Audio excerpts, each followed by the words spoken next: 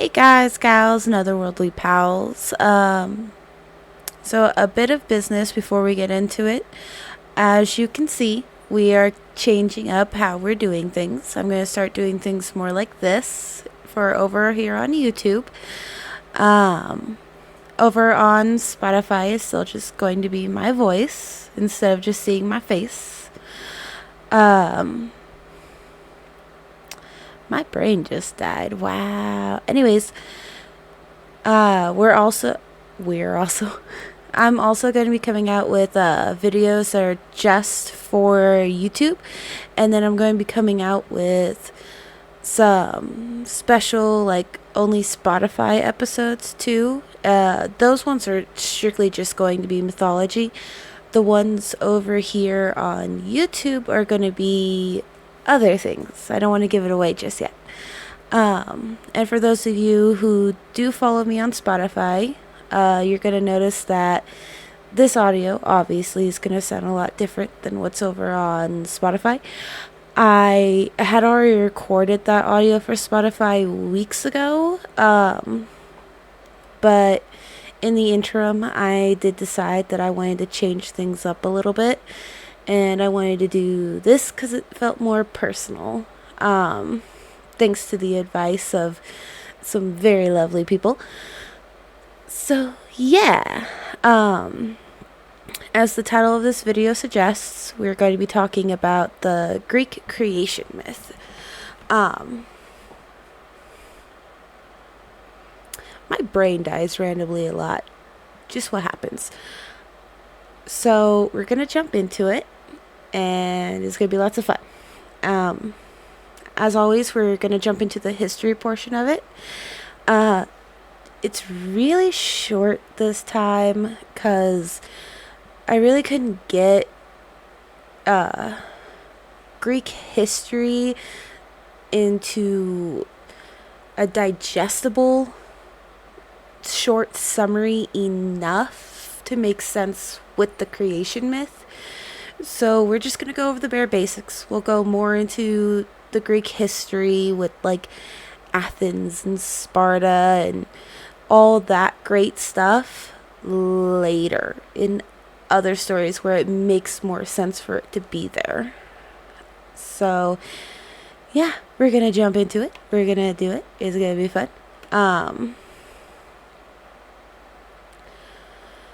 My brain died. I'm just going over my notes. Now, ancient Greece lasted from the Greek Dark Ages, which was around 1500 to 750 BCE, to the end of classical antiquity, which was around 600 AD, making it over 3,000 years old. We're not going to go too much into all that stuff, like I said earlier. But after around 3000 BC on the island of Crete, the Minoan civilization began. And they were really the first Greek civilization, at least how we would recognize Greek now. They started as an oral civilization. Get all the giggles out. I know it's going to happen. Get it out now. But they developed into a written language, and even though they had their own dark ages, and lost their written language, it didn't really last, as anyone who really knows history can tell you. And they left behind a complete language for us that we can read and understand. And many of them wrote down and left us complete stories about their whole belief system.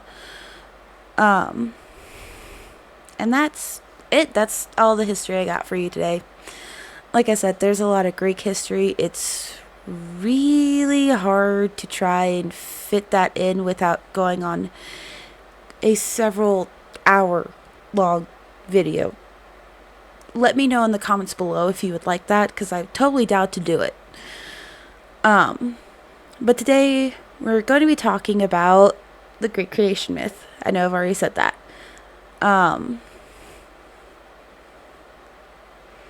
I kind of took a lot of the different myths for this one and combined it into a cohesive narrative. So I hope you will enjoy it. And we're just going to jump into it. So sit back, relax, grab your tea, your coffee, whatever goodies you like to drink. And I have my own little blankie here.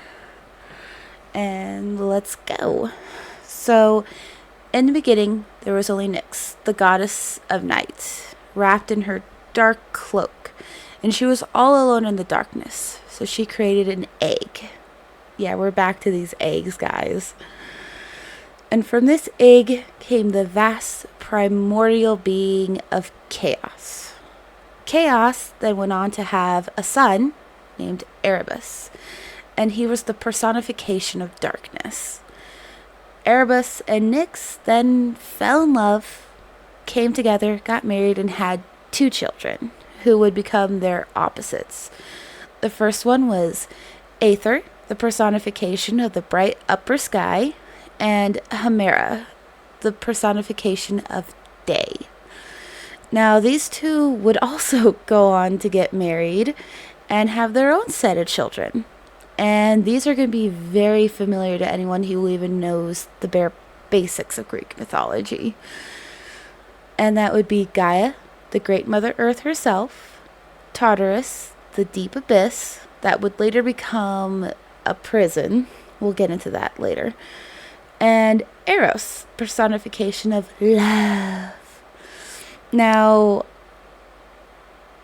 his beginnings are a little disputed in Greek mythology. I can't remember by which 2. I know one of them was Plato. I think one of them was Plato. Don't quote me. But one of them said that Eros started as one of the primordials, which is where we have him in today's tale. And another has him as the son of Aphrodite. And we'll get into that tale later. I just wanted to clear that up. In this story, Eros is a primordial deity. Gaia went on to have 2 sons, all by herself because she's that badass. She had Pontus, the personification of the ocean, and Uranus, the personification of the sky. Uranus, not Uranus. It's Uranus. Let's get this straight right now. With this latest birth, everything needed for life was born. And Nyx was kind of looking around and finding herself feared by all of her family. So the only one who didn't fear her was her husband, because he's badass like that. So she decided to create a family of her own, all by herself. And she had a lot of children. Gotta wiggle, get comfy. She had a lot of them, and we're gonna go through them all. She had the god of doom, Morris, the haunting goddess of violence, of violent death, excuse me, my bad, Ker, the unavoidable god of death, Thanatos, the god of dreams, Oniriar. I apologize if I get any of these wrong. I'm not the best at pronouncing some of these names. The god of old age, Geras, the goddess of misery, Osiris. It's spelled O-I-Z. I messed that up. It's spelled O-I-Z-Y-S. The goddess of vengeance, Nemesis. The goddess of discord, Eris. She's involved in another tale, a really good one. We'll get to that later. The goddess of deceit, Apate. The goddess of affection, Philotes. The god of sleep, Hypnos. And finally, the shining evening light, the nymphs Hesperides. Yeah, so not all of her children are bad. I don't know. I like dreaming. Do you like dreaming? I like dreams. I don't like nightmares. I don't think anyone likes nightmares. So moving on. While the goddess Nyx was creating her own large family, Gaia went on to marry her son, Uranus, and together they started their own family. They had the first 12 titans, and they were Coeus, the titan of questions, Ceres, the titan of constellations, Hyperion, the titan of heavenly light, Lapidus, the titan of mortality, Oceanus, the titan of oceans, Kronos, the titan of time itself. I'm going to mess up this name so bad. Menmozine, the titaness of memory, Phoebe, the titaness of intelligence and prophecy, Rhea, the titaness of motherhood, Tithys, the titaness of fresh water, Themis, the titaness of justice, and Thea, the titaness of light. They also went on to have even more children because they liked popping out babies. It was the thing for the Greeks. They like babies. But they had the 3 one-eyed Cyclopes, who represented lightning, thunder, and the lightning bolt. This will be important for later. Take notes. I'm just kidding. Well, about the note, not about it. I'm rambling. Anyways, and the 3 Hecatoncheires that were gigantic beings with 50 heads and 100 hands each. That's a lot. Ooh. I don't even want to think about having 2 heads, let alone 50 heads. That's a lot of heads.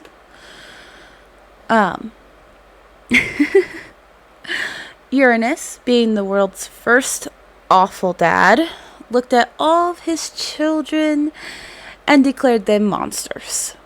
So he locked them up deep inside Gaia's womb, which kind of sucks because, any mother would tell you that once she pops the baby out of the womb, she doesn't want the baby shoved back in the womb. That kind of seems awful. And like any mother, this pissed Gaia off. So she started hatching a dastardly plan to free her children and to stop her tyrant husband. Son. Husband, son? Son, husband. Husband, son. We're going to go with husband, son. She started with creating a hard flint inside herself and crafted it into the curved sickle called Harpy. Not confused with the Harpies. This was just called the Harpy. She then went to her Titan children and asked them, like any mother would, to help with the world's first divorce.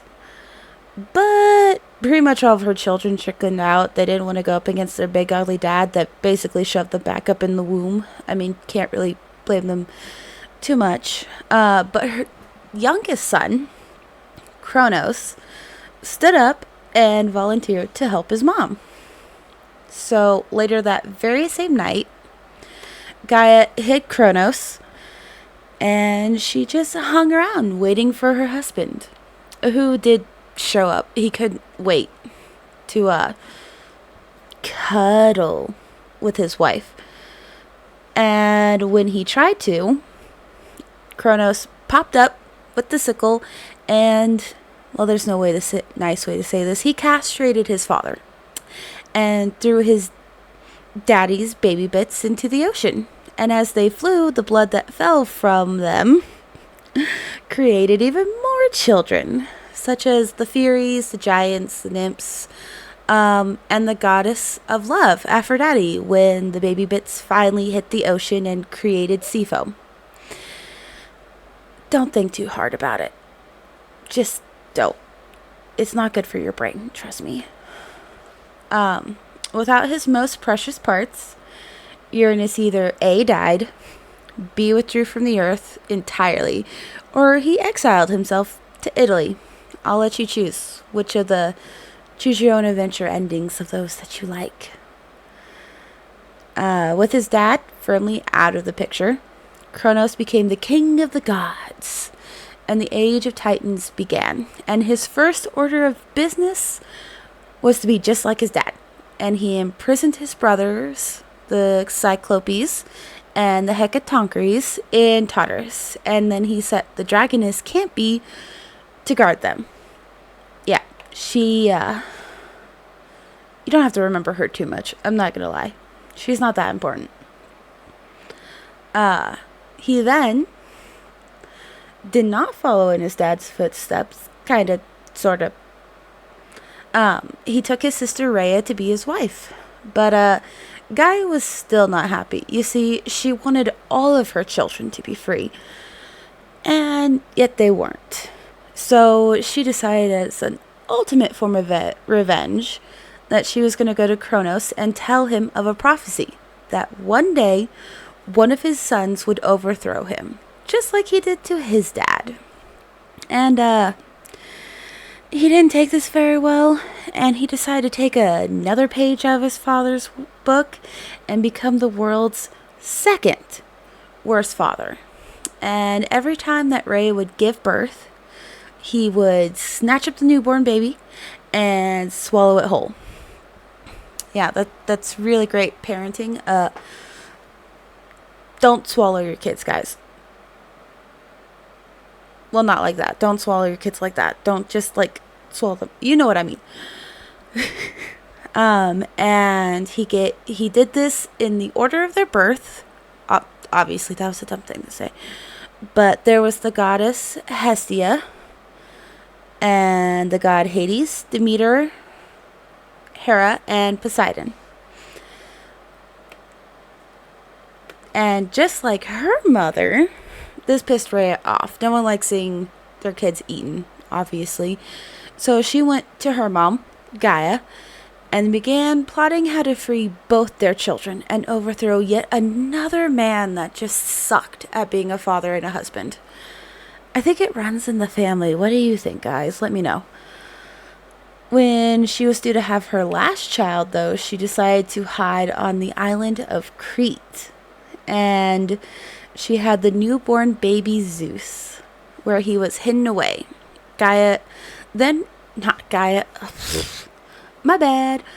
Rhea returned to Kronos with a rock wrapped in baby's clothing, and Kronos just snatched up and ate it without a second thought. He was just like, oh god, another baby, chomp chomp. And so the Titan's life continued. None the wiser, because no one checks to see if a baby is a rock. Why, I don't know. But back on the island of Crete, the baby Zeus was raised by the nymphs. I'm going to brutalize these names, and I apologize. Adrastea and Ida, as well as the goat Almaletha. But whenever the little baby Zeus would cry, the warriors of the island, they would clash their swords while they were like training in order to hide his cries from Kronos. I thought that was a really cool tidbit. Now, when Zeus was finally fully grown, he decided it was time to leave the only home he had ever known and went in search of the Titaness Metis. And she was the Titan goddess of wisdom. And Zeus just fell in love with her at first sight, because that's what Zeus does. He sees a pretty lady, he goes goo goo gaga. She also thought that he was great to look at. I mean, have you seen any paintings of Zeus? I will admit, he was a pretty handsome dude. And she fell for him. So they were married. That's right, guys. Hera was not Zeus's first wife. Depending on what telling and who you want to listen to, Hera was anywhere between his second wife or his seventh. Even in his early days, Zeus kind of got around. So Metis, in order to help her new hubby, she created a special drink for Zeus. And it looked and smelled and tasted just like Kronos' favorite wine, but it had something sinister hidden in it. And with this special drink as a gift from his wife, Zeus then disguised himself as Kronos' cupbearer And he just waited. He waited and waited until Kronos was so drunk he was not paying attention to anything. And then he slipped this special drink into his cup. And when Kronos, as always, not paying attention to what he's putting in his mouth, so many things could have been avoided if he just paid attention to the things he ate. He gulped the entire cup, and then he began retching and hacking until he threw up a rock. And the entire hall, all the Titans, they just kind of went silent for a minute, like just trying to comprehend what just happened. And then all hell broke loose as Kronos began hacking and retching up all over the place. And out came a fully grown Poseidon, Hera, Demeter, Hades, and Hestia. And they didn't really stick around to have like a good old yay, brother, sister, hugs moment. They just beat it the hell out of there, which was honestly a really smart decision. And they fled to Olympus, which is how they get their name, the Olympians. I feel like that was very... Anyways. And they all voted that Zeus would be their leader since he freed them all. Now, back over with the Titans, Kronos was already super old at this point, and he was way too old to lead an army.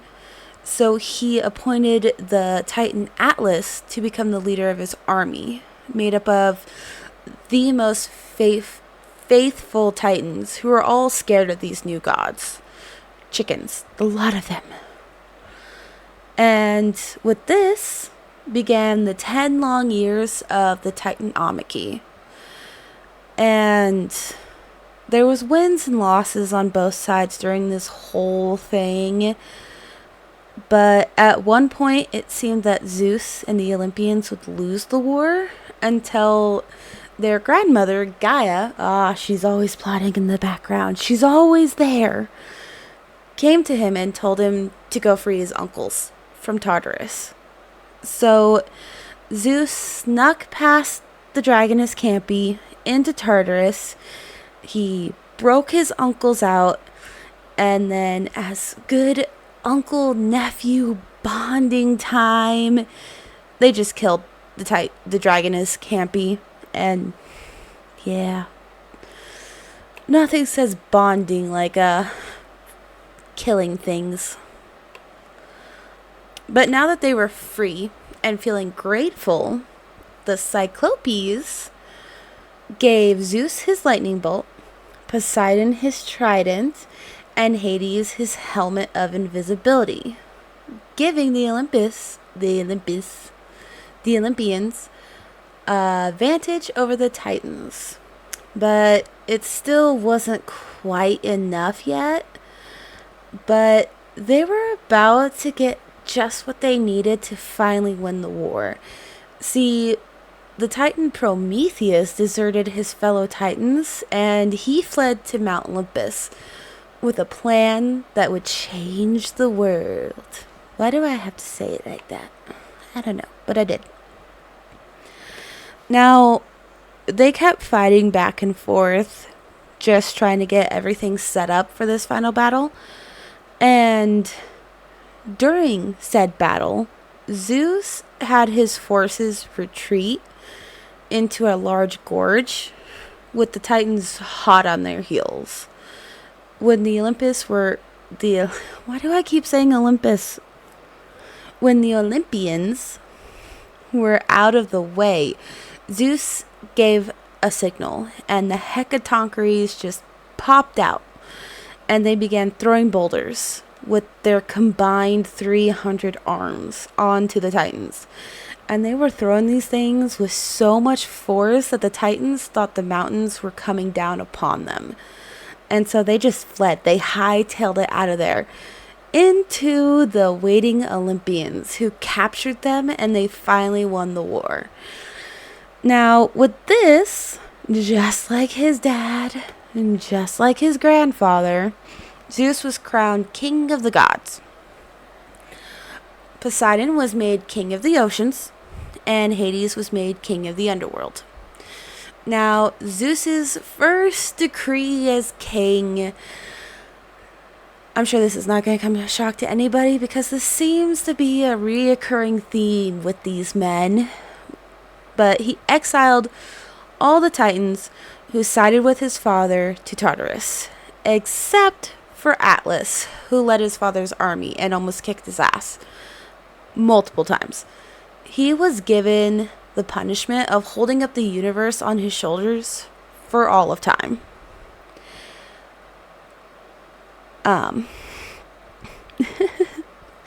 After this, Zeus was also given a prophecy by Gaia, because yet again, she's still not happy that she still has kids locked up in a prison somewhere. She just wants her kids to be free. Unfortunately, some of her kids are shitheads. It's just how it is. But he was given a prophecy that the son of his wife Metis would one day overthrow him. And so this telling kind of differs a little bit here and there, depending on what story you're reading. But basically, they played a shape-shifting competition, you could say. And when she turned into a fly, he just kind of swallowed her. What is with this family and putting things in their mouths? I cannot. He ate his wife, who was a fly. And there are consequences for that. But that's a whole nother tale. And that's about a whole nother deity. We'll get to that. Zeus would later go on and have way more affairs and consorts. But he finally decided that he needed a wife. Just one wife that he wasn't going to eat. And he chose his sister Hera. But she told him no. Anyone with a brain would tell Zeus no for multiple reasons. Maybe because he had a habit of sleeping around or eating his wife. I can't get past the fact that he ate his wife when she was a fly. A fly. So, in response to her being told no, Zeus did what Zeus does best. He created a great storm, and he transformed himself into a cuckoo bird and flew down into her lap while she was traveling to some other island, and she took shelter and she found him. He found her. Either way, they were sheltering from the storm, and he flew into her lap, and she covered him with her cloak to protect him from the storm. And as soon as she did that, he transformed back into himself and took a hold of her. But she still was telling him, no. I'm not going to marry you. I'm not going to sleep with you. I'm the goddess of marriage. We're not going to do that. So Zeus said, fine, let's get married. And so they did. They married. They were married. Hera became queen of the gods. And their wedding feast lasted, I shit you not, 300 years. I don't understand how you would have a wedding feast last 1 year, let alone 300 years. I don't even want to think about what kind of technical planning would go into a wedding feast that would last 300. I don't know. But that's what they did. Now, during all this, of course, Gaia was stewing in the background because, yet again, none of her children was freed. Her prophecy didn't quite work out this time like it did last time. So she created one last child, the monstrous Typhon.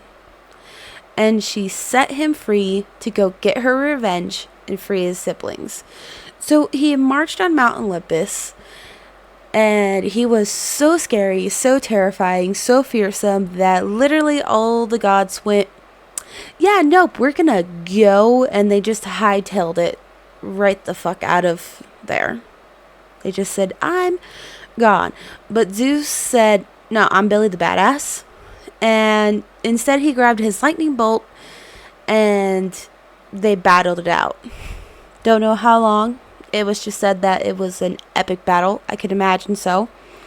But Zeus did defeat his overpowered uncle and imprisoned him and buried him under Mount Etna in Sicily. And they say you can still hear him growling under the volcano, waiting for the day that he will eventually be freed so he can kick his nephew's ass. I don't want to be around for that one. I'm just going to say that. But with that, that's the end of our tale today. I hope you liked it.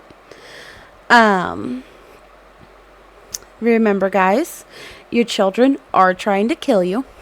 Your mothers and grandmothers are plotting to cut off your baby making bits and make you vomit rocks. So leave plenty of diaries for your future generations so that we can know all about it. Bye. Have a good night.